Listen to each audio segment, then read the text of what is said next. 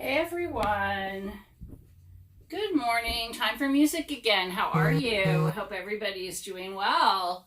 All right, I'm excited to be with you for music today again. And we're going to do a few things today. We're going to finish our Hine Baha Shalom song and learn more about Beethoven, listen to more of his music. And we're also going to do a little bit of the listening game at the end of music, okay? All right. So let's do the second part. Remember, I promised you last week we would learn the second part of Hine Baha Shalom. It's just a fun song about shalom and peace and how it's coming, right? Okay, so it's coming hopefully, right? We hope, Bezrat Hashem, right? Okay, so what we're going to do is we're going to review what we already know of the song, which is the first part, the Pismon, and then we're going to keep going and learn the second half. And it's the first verse that we're going to learn. There are a few verses, okay? But here's the chorus. Okay, here we go. Let's go down a little bit. All right, here we go. Echo, and then we'll try it together, and then we'll learn the first verse, okay? Hine Baha Shalom. Your turn. Good. Ba-da-dum, ba-da-dum. Your turn. Hu yatzal ledarko shalom, ba-da-da-dum. Hu karov, hu karev, kol yom. Your turn. Ba-da-da-dum, hine baha shalom, ba-da-dum, ba-da-dum. All right, that part, okay. Some people leave out the ba-da-dum there, but I like to put it in. So you could do either, okay? So let's go from hu karev kol yom, okay?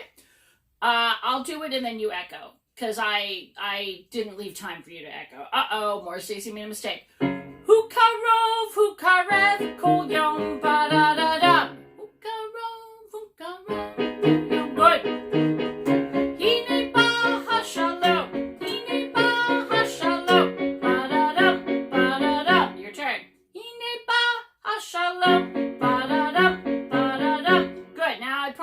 The first verse. Here we go. Kriyato kvar mitgalgelet. Your turn. Good. Mimizrach lema'arav. Mimizrach lema'arav.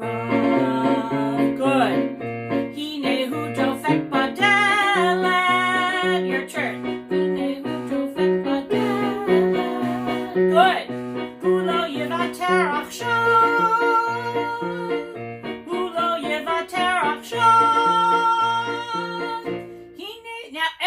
You guys sing along with me, okay? Everyone sing instead of echoing. We're not going to chop it up into pieces, okay? For the chorus.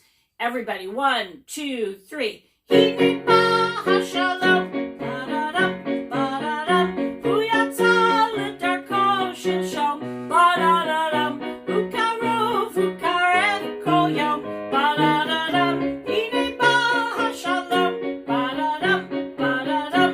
Good, good. All right. We'll go over the first verse next time again. Kriyato kvar mitgalgelet, right?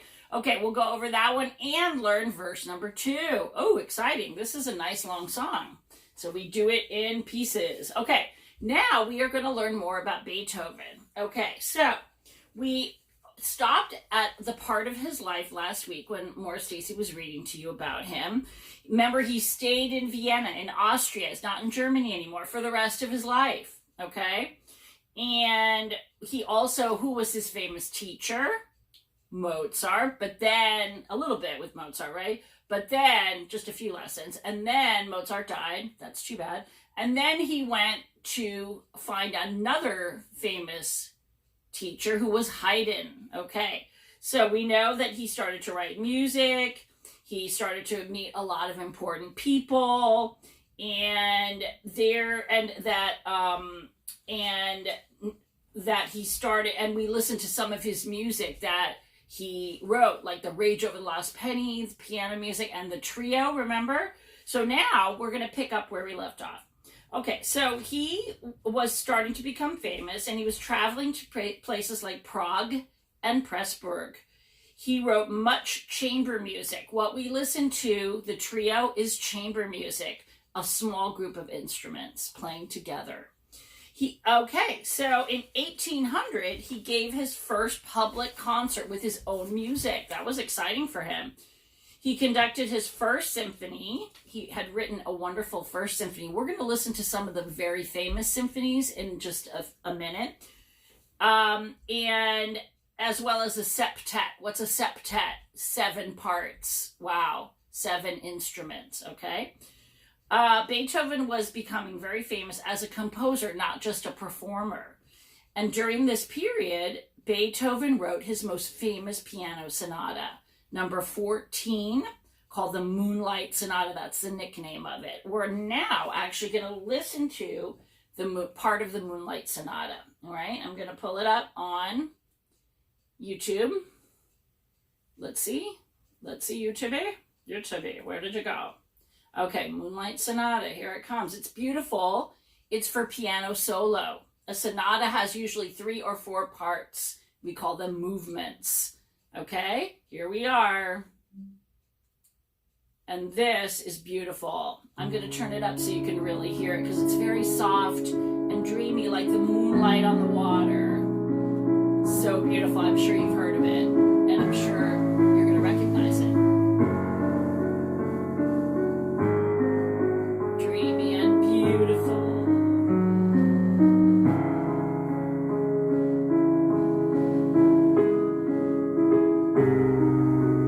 Very relaxing.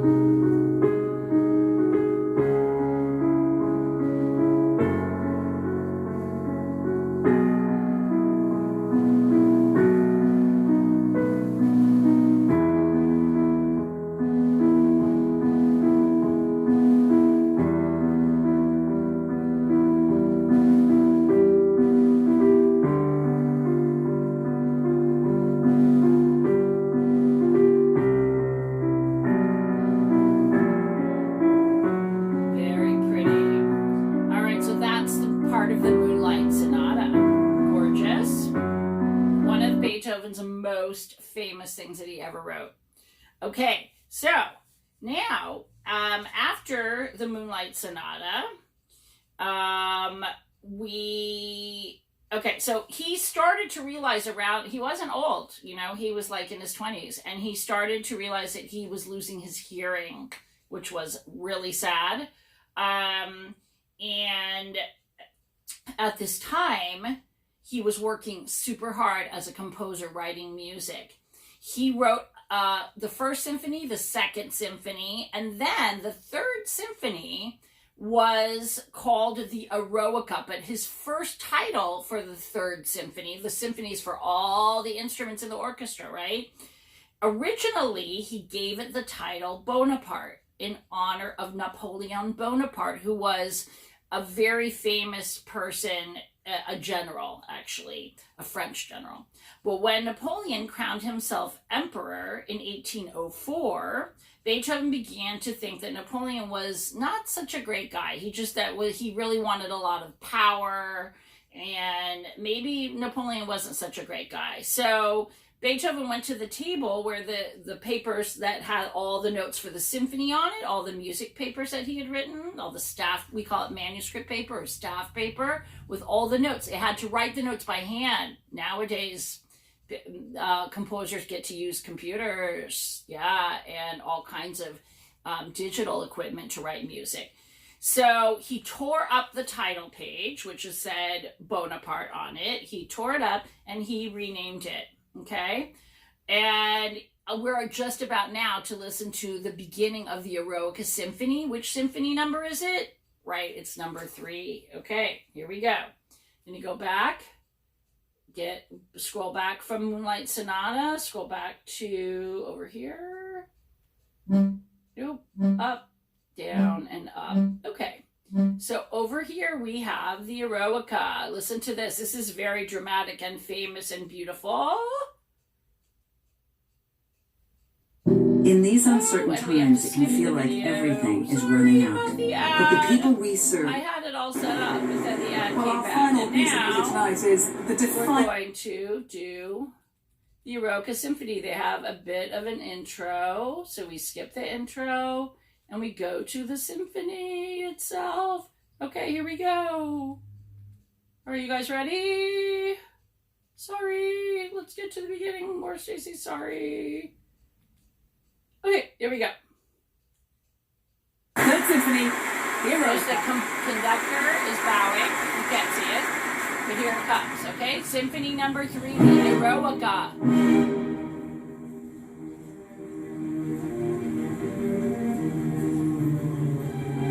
We hear all the violins, the cellos playing this part.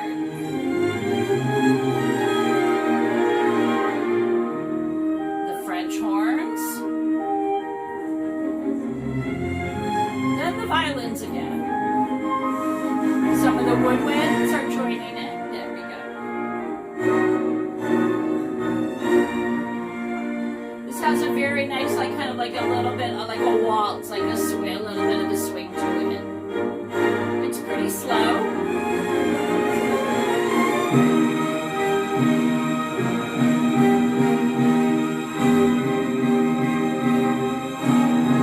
Kettle drums, timpani, they're called. Flutes, you hear the flutes? So that gives you an idea of what the first movement of the Eroica Symphony is like. It's very beautiful. Okay, so now let's find out what's going on in Beethoven's life. All right, so Beethoven stayed in Vienna that year working hard at composing an opera, and he also was giving piano lessons. In 1805, Beethoven wrote his only opera. He only wrote one opera. The next spring, it had 2 performances, but was not then performed for another 8 years. Wow, that's a long time.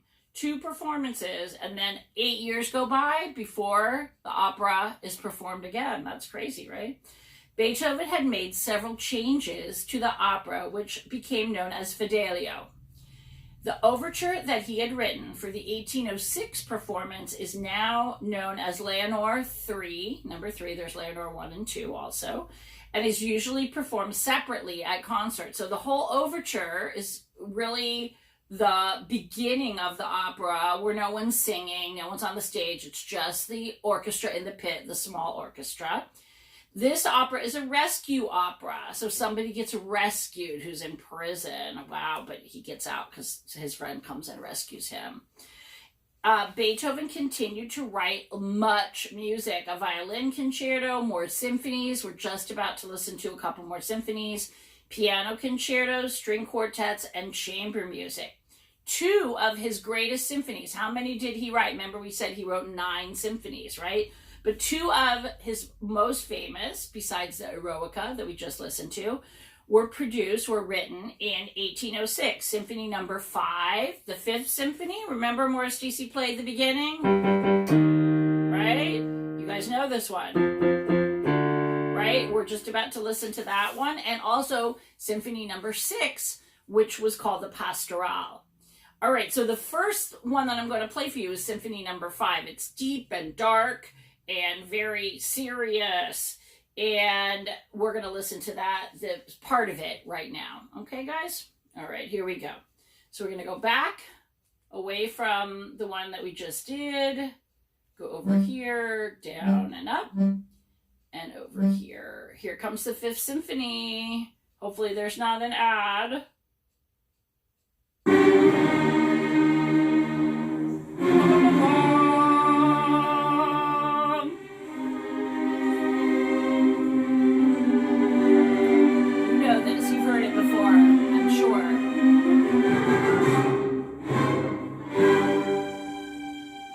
Here comes, like knocking, Beethoven said.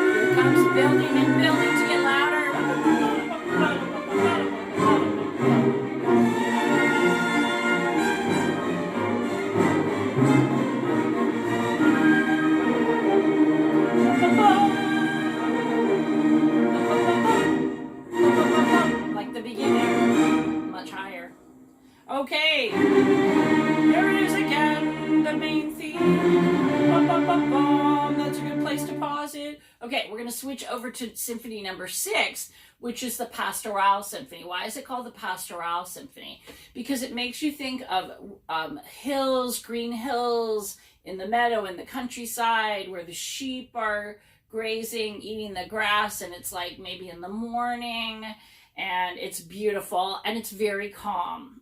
Okay, so we're going to go and bring that one up right now. Here we go. Click. Whoop. Click, click, click. Okay, and then over here we have the Pastoral for you. Just playing the beginning part, okay? This is very beautiful. Hopefully we don't have an ad. We might. At 1-800-CONTACTS, we're here for people like Bianca, who'd rather pick up new contacts on her doorstep than her doctor. Right, we totally get it. Skipping. Okay, here we go. All right, this is just the little beginning thing. All right, here it comes. Beautiful. You can imagine the sunny morning and the sheep are eating the grass on the hillside, and it's a big green area.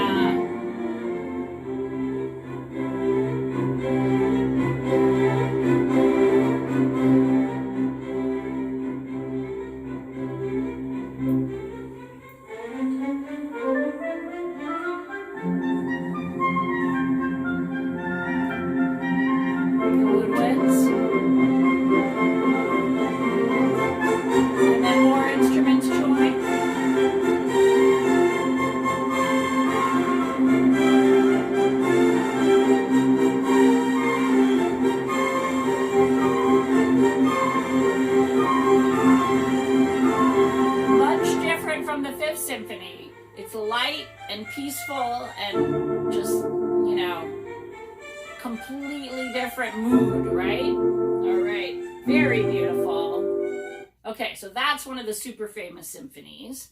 All right. So that symphony is, we have 3 more symphonies before it was all done with his symphonies. That was number 6, remember, okay? All right, so he also wrote during this time Piano Concerto number 4 and number 5. Piano Concerto means that the piano has a lot of solo parts, but the orchestra is also playing either by itself or with the piano together. Sometimes they take turns, sometimes they play together, okay? And so the piano is the featured instrument. You can have a violin concerto where the violin has the solo parts and plays with the orchestra. He earned money by pleasing the aristocrats. He was always trying to, like, you know, make sure that the people with money were happy with him, because that's how he earned his living, right? He was a musician. He was dedicating works to them in return for fees. In other words, he was saying, okay, I'm going to write this piece of music for you, Prince so-and-so, but Prince so-and-so had to give him money. So that's how he earned his living, Beethoven. And he also sold his music to publishers. And sometimes he earned money from concerts. But it wasn't a regular parnasa. It wasn't a regular income. Like sometimes he would be making a lot of money. Sometimes he wouldn't be making any money. So it was tough. His life was a little bit tough.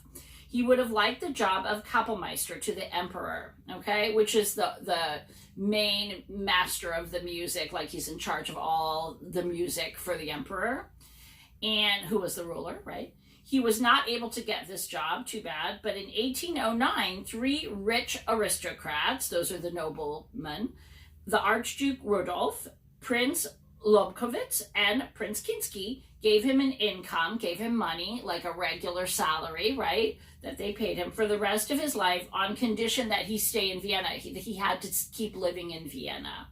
This meant that Beethoven did not have to worry anymore so much about money. Well, that was nice for him, right? Especially since he was losing his hearing more and more.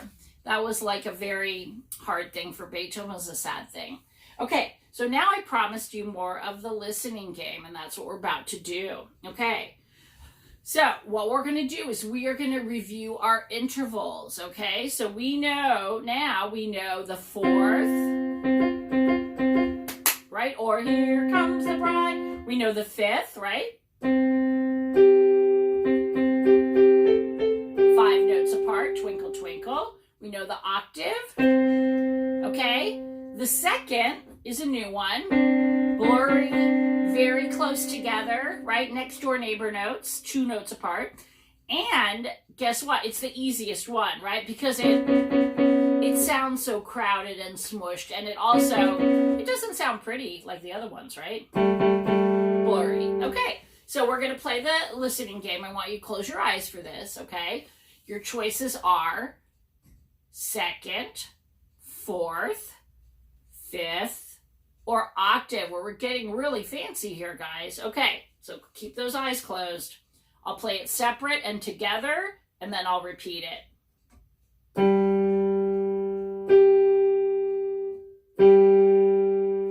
I'm going to do it again. Keep those eyes closed.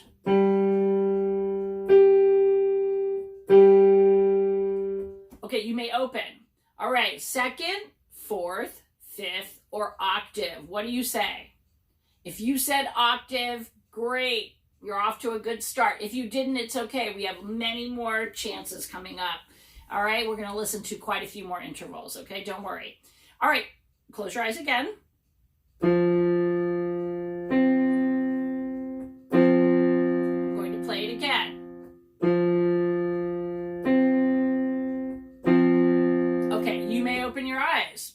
Second, fourth, fifth, or octave. If you said fifth, 100%. Twinkle, twinkle, little star. Good, that's the fifth. All right, if you didn't get the right answer, don't worry. Here comes another chance.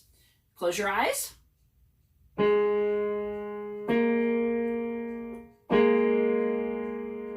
going to do it again. Keep those peepers closed. Okay, you may open your eyes. Second, fourth, fifth, or octave. What do you say? If you said second, great. Did you hear how blurry? Beep, beep, honk, honk. Sounds very smushed. Okay, and not so pretty. Okay, close your eyes. Here comes another one.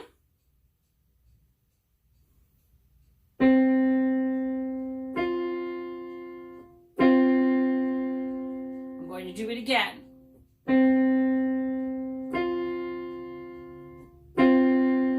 Okay, you may open your eyes. Choices, second, fourth, fifth, or octave. What do you say? Fourth? Okay, good. That's a fourth.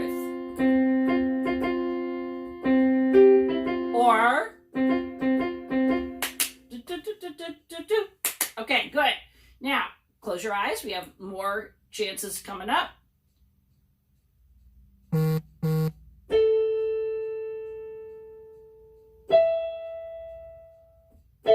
Keep your eyes closed. I'm going to do it again.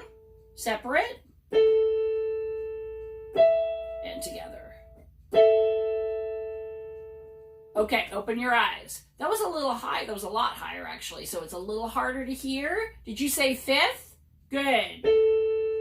Twinkle, twinkle, little star. Okay, good job. And if you didn't, it's okay. Here comes another chance. Close your eyes.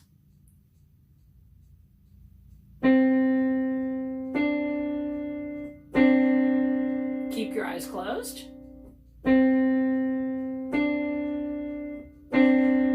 Okay, you may open your eyes. What do you say? Second, fourth, fifth, or octave? What's your choice? Second. Good. Very blurry. Honk, honk. Okay, and super close together. Almost as close together as you can get there. Okay, so now close your eyes again. Here comes the next one.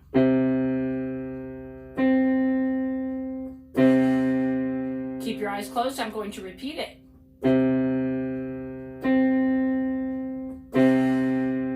You may open your eyes. Okay, here come the choices. Second, fourth, fifth, or octave. Did you say octave? Bingo. So, sorry. C, C to C, low C to middle C, octave. So they have the same letter name, only they're 8 notes apart. Like what has the 8 legs? Octopus and octave. Oct is 8. Okay, one more for today. Close your eyes.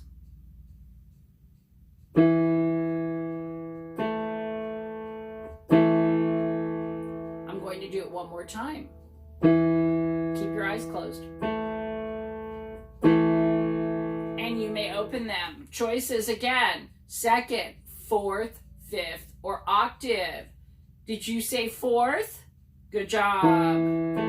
Here comes the bride. Or ba-dum, ba-dum, ba-dum, ba-da-da-dum, ba-dum. Okay, good job, guys. Good music for today. We learned a lot more about Beethoven. We learned more of the Hine Bahashalom song. We'll do verse number 2 next week. And you're getting to know the Pismon of Hine Bahashalom. Ba-da-dum, ba-da-dum. That's a fun part, right? We did that together today. So you're getting to know that really well. All right, I'm going to say bye for now. We'll see you next time. Have a good week.